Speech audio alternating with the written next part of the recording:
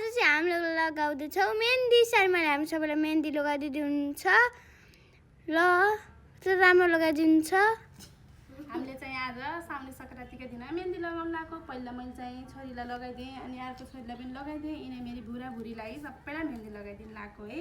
अनि म पनि चाहिँ मेरो पर्माको बेन्चाको मेहन्दी बेन्चालाई लगाइदिँदै हुनुहुन्छ। सबैजना यही मिलेर बस्छु। अझै दुईजना आमा र माइजू तल हुनुहुन्छ। अझै अर्को हाम्रो मामा हुनुहुन्छ। मामा चाहिँ उता जान काम परेर।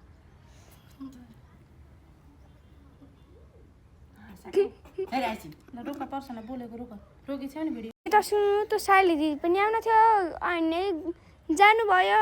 अनि आसमा पनि बसाएर जानुभयो। केही काम पर्छ त्यही भएर आज चाहिँ हाम्रो रमाइलो भयो। माइजू र आमा तल हुनुहुन्छ हामी यही छौँ। अनि म पनि आज धेरै रमाइलो भयो। आज साउनको 1 गते पनि आज हामीले संक्रान्ति मेहन्दी पनि लगाइयो सबै खाइयो राम्रो गरियो।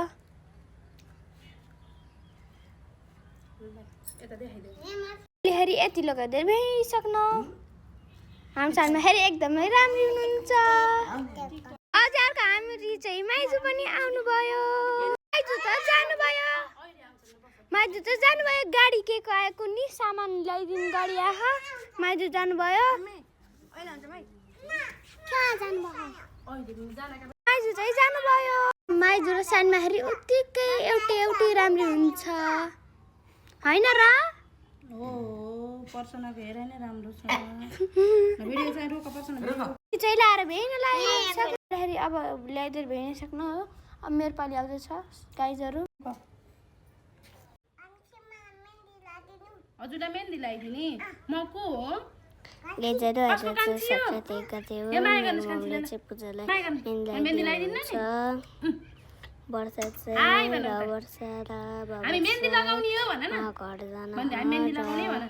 आमा बस्नु भएको छ पर्सन सेन्ट जाने हुन्छ। ल बेन्सा रुक। मैले अहिले भिडियो धेरै हुन्छ रुक है।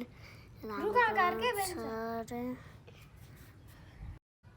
गाइजहरू मम्मीले चाहिँ पूजालाई मेहन्दी लगाइदिँदै हुनुहुन्छ। हेर्नु ल यहाँ चाहिँ पर्माको मेहन्दी पर्माले चाहिँ मेहन्दी लगाएर भ्याइसकिन्। गाइजहरू अहिले आमा पनि आउनु भएको छ।